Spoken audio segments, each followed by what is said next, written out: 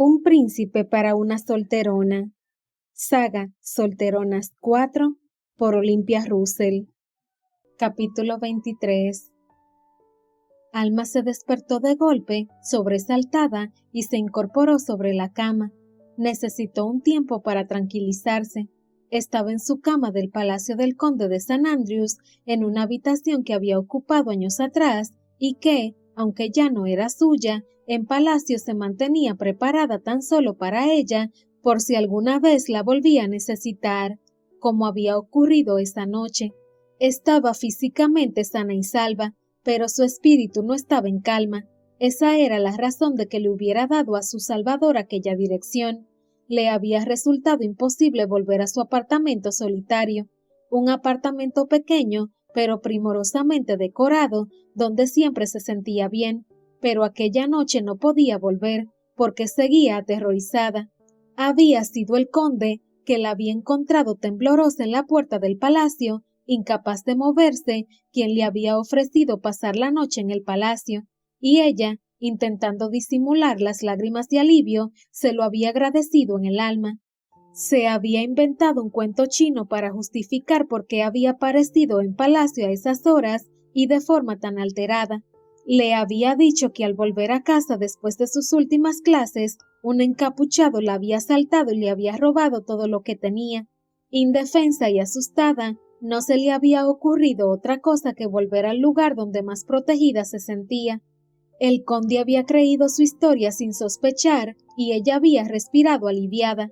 Era la primera vez que le mentía, pero no lo había hecho por gusto. Jamás podría contarle lo que había ocurrido en realidad, ni a él ni a nadie.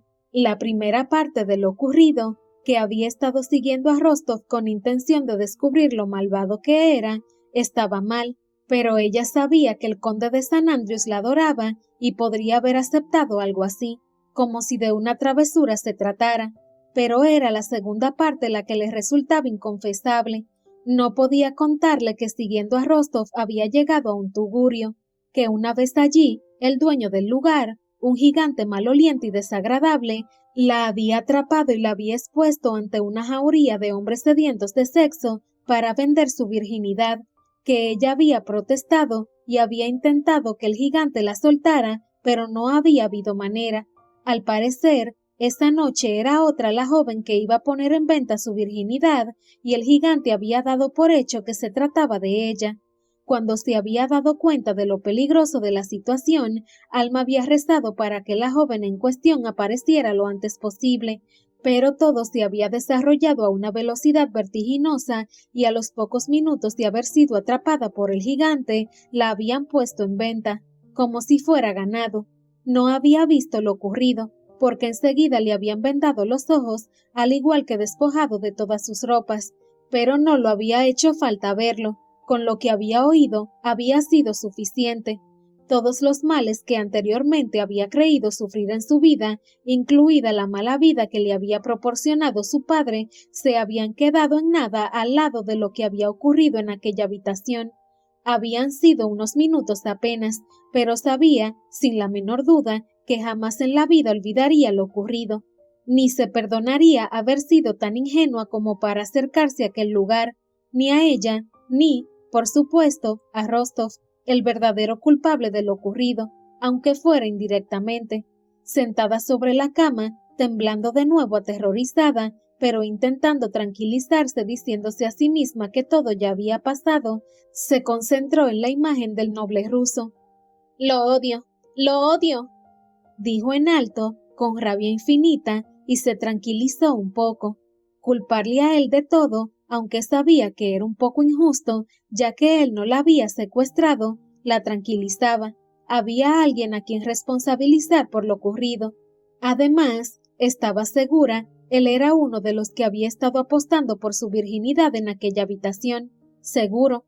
Dio las gracias a que le hubieran soltado el pelo y le hubieran puesto aquella venda que, además de los ojos, casi le había tapado la cara entera. Seguro que él no se había dado cuenta de que se trataba de ella, su profesora de inglés. Con el corazón volviendo a su ser poco a poco, se volvió a tranquilizar y se arrebujó entre las sábanas para intentar dormir de nuevo. Entonces se acordó de su salvador, y se tranquilizó aún más, porque en medio de toda aquella desgracia que le había ocurrido, había habido, al menos, algo bueno. Un hombre la había salvado, un hombre se había portado como un caballero.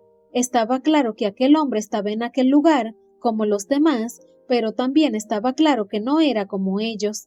El sonido de su voz susurrante diciéndole que no se preocupara, que no le iba a pasar nada, y el recuerdo de la calidez que había notado entre sus brazos, una calidez, por cierto, que le resultaba familiar aunque no sabía por qué, consiguieron que cogiera sueño de nuevo y por fin durmiera profundamente. Se despertó pasada las 9 de la mañana, una hora muy tardía para ella, que estaba acostumbrada a levantarse a las 6 de la mañana, pero también para el conde y su familia, así que se asió muy rápidamente y bajó al comedor un poco sofocada. El conde, con su cariño permanente, le tranquilizó cuando la vio. Alma, cuánto me alegro de que hayas dormido tanto. Tienes muy buena cara, además. Ya se te ha pasado el susto de ayer, ¿verdad? Era un absoluto encanto y la prueba de que existía algún hombre que se salvara de su juicio severo sobre los varones. Bueno, él y su rescatador también, fuera quien fuera. Sí, estoy bien. Esta noche podré dormir en mi departamento sin problema, le contestó ella, controlando sus palabras y mostrándose ante él más optimista de lo que en realidad se sentía. No tenga prisas por volver, querida. Sabes que esta es tu casa también. Tómate todos los días que necesites. Alma le agradeció su ofrecimiento, pero le reiteró su intención de volver a dormir en su departamento ese mismo día. Aunque aún estaba aprensiva, algo que no le dijo, quería volver a la normalidad lo antes posible. Eso le ayudaría a empezar a olvidar todo. Aunque en unos pocos minutos recordó, mucho menos optimista y con el corazón batiendo fuerte de nuevo, se iba a enfrentar a una dura prueba. Iba a tener su clase diaria con Rostov. Allí comprobaría si era verdad que la noche anterior había pasado desapercibida como esperaba, pero también pondría a prueba su autocontrol para no abofetearlo, ya que Rostov para ella representaba todos aquellos salvajes que la habían vejado tanto. Y justo cuando ese pensamiento desasosegante apareció en su mente, el timbre de la entrada del palacio sonó.